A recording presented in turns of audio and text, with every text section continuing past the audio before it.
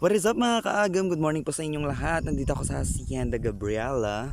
Dahil for today's video ay tutuluan ko kayo ng isang farming technique. So nandito tayo sa taniman natin ng ampalaya. So as you can see, itong mga tanim natin ampalaya ay mayroon na siyang bulaklak. So yung bulaklak na ampalaya ay mayroong dalawang klase. Yung female tapos yung male. Itong hawak-hawak ko ngayon ay female. So yung female na flower ay mayroong ovule tapos yung male flower ay mayroong pollen.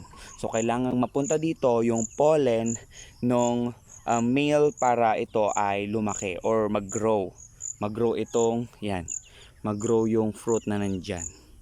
Pero since ito ay first female flower ng ating tanim ng ampalaya, tatanggalin natin to. Ayan, tatanggalin natin.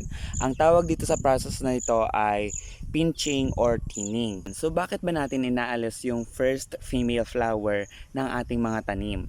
Una sa lahat, it promotes healthy growth para sa ating halaman. Dinadirect nito yung nutrients na nasisipsip niya dito sa mga sanga na mayroon siya.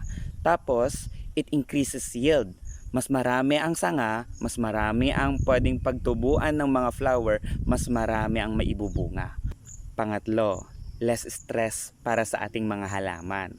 Kapag ganito na medyo bata pa yung mga halaman natin, mahihirapan pa silang mag-hold or mag-support ng fruit.